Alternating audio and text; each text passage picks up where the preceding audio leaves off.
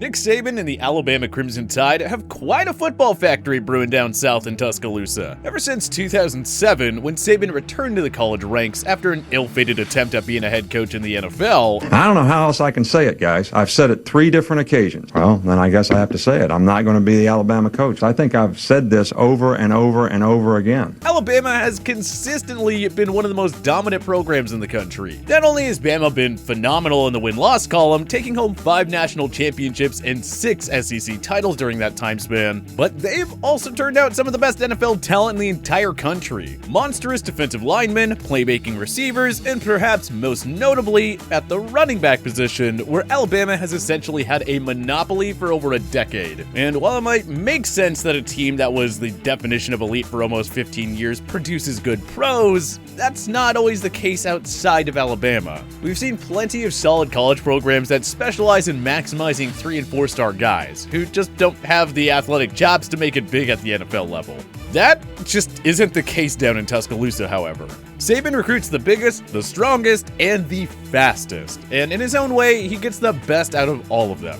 Especially running backs. It seems like year in and year out, Saban has a full-on stable of guys, all of which would be front runners for the Heisman if they were not being platooned with a couple of other freak athletes. In fact, I don't think it's a stretch to unofficially deign the distinction of running back U to the Crimson Tide, a denomination that recognizes the preposterous number of backs that have both dominated at the college level and found success in the pros. And you know what? When you look at some of the other schools that are contenders, it's not even particularly close, especially when you consider the insane depth that Alabama has year in and year out. I mean, think about it. Before he was torching NFL defenses, Josh Jacobs, the Las Vegas Raiders running back, was taken number 24th overall in the 2019 NFL Draft. And before that, he spent 3 seasons at Alabama where he never recorded more than 640 rushing yards in a single season. We're talking about a next-level athlete who's shown the propensity to be a star at the NFL level, and in college, he got 85, 46, and 120 attempts during each of his 3 seasons in Tuscaloosa. To say that's a light workload would be the understatement of the century. But that's just the reality of the situation in Alabama. It's one of those instances where the stat sheet lies.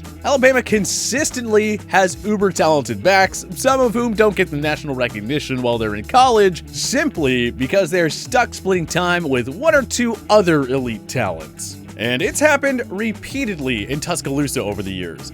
TJ Yeldon split time with Derrick Henry. Trent Richardson rushed for 751 yards and 8 touchdowns the year that Mark Ingram won the Heisman Trophy. How ridiculous is that? Anyway, as a result of Nick Saban's obsession with stockpiling and platooning elite running backs, Alabama has repeatedly recruited the best of the best at the running back position over the past 15 years. The Crimson Tide have had 7 running backs selected in the first 2 rounds of the NFL Draft going back to 2000, and that list includes a pair of Heisman Trophy winners in Derrick Henry in 2015 and Mark Ingram in 2009. But even with all of that success, it wasn't until recently that the school started turning out running backs that lived up to the hype once they actually got to the NFL level. Think about someone like Trent Richardson, for example. Coming out of high school, T-Rich was considered by many publications to be one of the best running back prospects in the entire class. ESPN had him number 1 overall, while Rivals and Scout.com both had him at number 2. Richardson was fortunate to enter the fold in Bama after there was a key departure at his position, as Glenn Coffey declared for the NFL Draft after averaging 5.9 yards a pop en route to 1,383 rushing yards and 10 touchdowns the year before. Richardson wasn't just handed the reins though. Alabama still had the aforementioned Mark Ingram to shoulder most of the load, which he did in a massively successful fashion. Similarly, once Richardson was handed the starting role in 2011, he, like Ingram, was a beast and proceeded to break a few of Ingram's records. But once Richardson made it to the NFL, he struggled to be the same kind of difference maker that he was in the college ranks. He had a decent rookie season, but averaging 3.3 yards a carry for what was effectively a 2-year career is not what you would expect out of a player of Richardson's caliber, especially not when you take him 3rd overall in the draft. So why is it that some of the superstar running backs of that era of Alabama football ended up busting in the NFL? I mean, truth be told, when you take a look back at some of the big names to come out of Tuscaloosa at the running back position, there was a period of time in which it seemed like every Crimson Tide running back that made it to the NFL was a complete bust. Admittedly, a fair amount of that had to do with perception, because a few marquee names got off to slow starts in their careers. But often, when there's smoke, there is fire.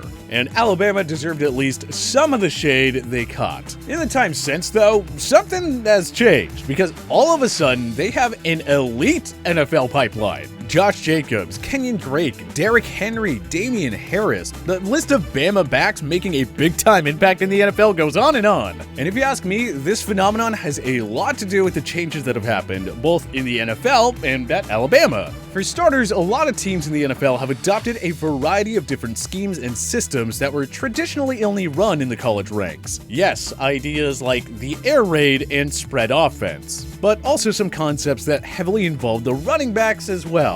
Take Josh Jacobs, for example. Obviously, he is a freak athlete and would at least have some degree of success in any era of football. But you're fooling yourself if you think that he would have the same level of success in the NFL if the Raiders were lining him up 8 yards deep every play, then repeatedly running him in between the tackles. Not only is the wear and tear of that playstyle significantly worse, along with an increase of legitimate injuries, but it also wouldn't play to his strengths. Jacobs, while physical, is really best known for being an explosive playmaking back who can not only make a would-be tackler miss in space, but also pull away in the open field. Both things that are not super easy to do if you're playing the game in between the tackles, no matter how good of an athlete you are. And it isn't just because the change is taking place at the NFL level that Alabama running backs are starting to really prosper. If you look at Alabama's offense over the past few seasons, even since the likes of Mark Ingram and Trent Richardson were in Tuscaloosa,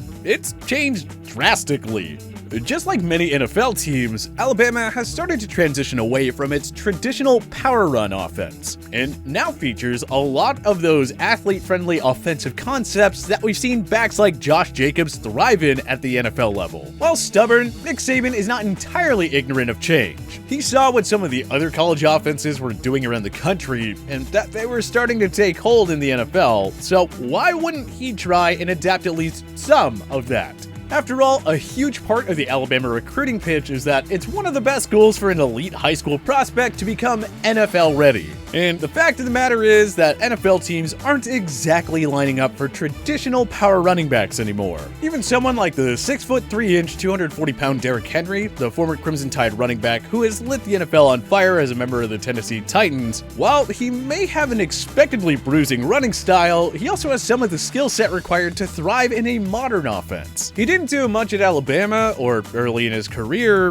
but we have started to see an uptick in this role in the Titans passing game, and it's made him all the more unstoppable. Now, this isn't to say that Alabama's older running back alumni were all complete busts. Obviously, that's just not the case. Alabama is one of the best college sports programs of all time, period, and they have always produced special talents. Think back to the early 2000s with guys like Sean Alexander. The guy was a legit all-pro talent and effectively carried that Seattle Seahawks team to the Super Bowl in 2005. The truth is, a lot of the Alabama products have had some pretty legit success at the NFL level. Even the guys who weren't taken super early in the draft, like Bo Scarbrough, who for a former 7th round pick played great last season in limited action for the Lions, recording 377 rushing yards and a rushing touchdown 6 games. In the end, Alabama has always produced plenty of talented players, but perhaps nothing compares to their recent pipeline of running back talent to the NFL. It's a phenomenon that we should continue to see in the coming years as more and more of these modern Bama backs make it to the NFL. But hey, what about you? Who do you think is the greatest Alabama running back of all time? Join us in the comment section below. If you like this video and learned a thing or two, clicking the like button helps out a ton. And hey, we appreciate it. If this is your first time coming around to TPS though, subscribing is a great idea because we put out videos like this every single day. But as always, thank you for watching and we'll see you guys next time.